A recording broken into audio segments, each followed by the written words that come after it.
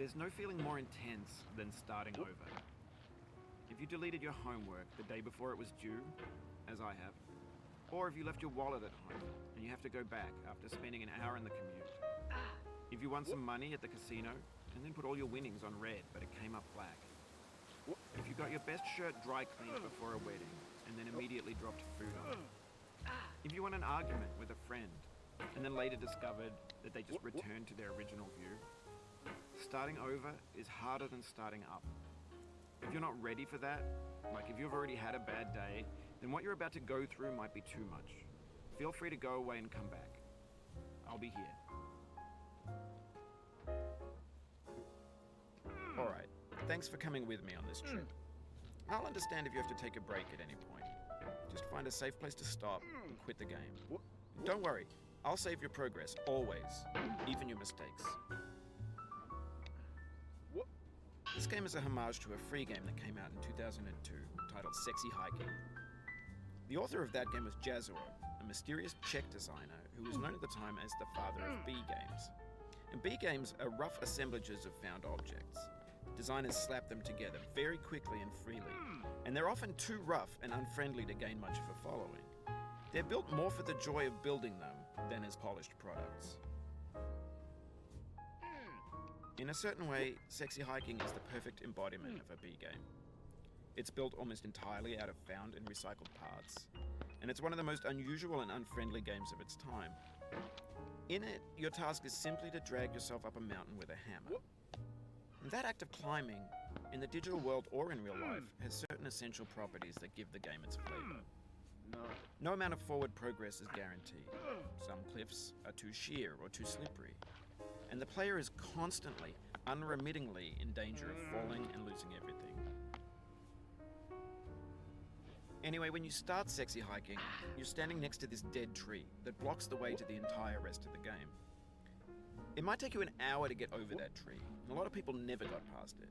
You prod and you poke at it, exploring the limits of your reach and your strength, trying to find a way up and over. And there's a sense of truth in that lack of compromise. Most obstacles in video game worlds are fake. You can be completely confident in your ability to get through them once you have the correct method or the correct equipment or just by spending enough time. In that sense, every pixelated obstacle in Sexy Hiking is real.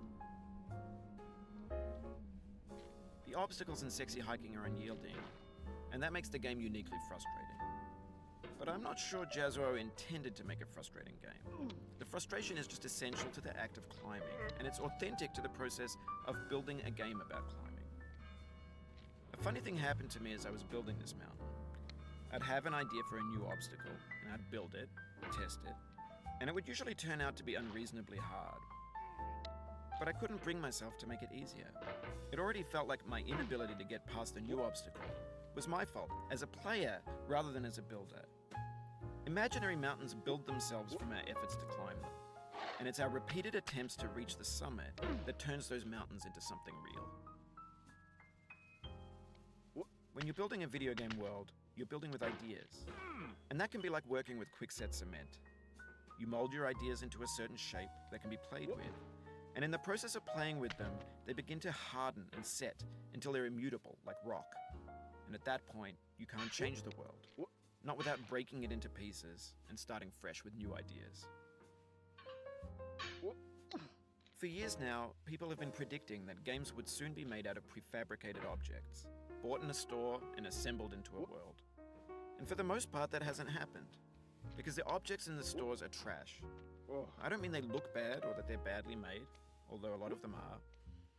I mean they're trash in the way that food becomes trash as soon as you put it in the sink. Things are made to be consumed and used in a certain context, and once the moment is gone, they transform into garbage. In the context of technology, those moments pass by in seconds. Over time, we've poured more and more refuse into this vast digital landfill that we call the internet. It now vastly outnumbers and outweighs the things that are fresh and untainted and unused. When everything around us is cultural trash, trash becomes the new medium, the lingua franca of the digital age. And you can build culture out of trash. But only trash culture. B games, B movies, B music, B philosophy. Maybe Maybe this is what digital culture is. A monstrous mountain of trash, the ash heap of creativity's fountain. A landfill with everything we ever thought of in it. Grand, infinite, and unsorted. There's 3D models of breakfast, Gen X's fanfic novels, Scan magazines, green screen Shia LaBeouf, banned snuff scenes on LiveLeak. Facebook's got lifelike bots with unbranded adverts and candid shots of Kanye and Taylor Swift mashups, car crash epic failed GIFs, Russian dashcam vids, discussions of McRibs, discarded, forgotten, unrecycled, muddled, rotten, untitled. Everything's fresh for about 6 seconds, until some newer thing beckons, and we hit refresh. And there's years of persevering, disappearing into the pile, out of style, out of sight. In this context, it's tempting to make friendly content that's gentle, that lets you churn through it but not earn it. Why make something demanding if it just gets piled up in the landfill, filed in with the bland things? When games were new, they wanted a lot from you. Daunting you, taunting you, resetting and delaying you. Players played stoically. Now everyone's turned off by that. They want to burn through it quickly, a quick fix for the fickle, some tricks for the clicks of the feckless. But that's not you, you're an acrobat. You could swallow a baseball bat. Now I know, most likely you're watching this on YouTube or Twitch, while some dude with 10 million views does it for you, like a baby bird being fed chewed up food. That's culture too.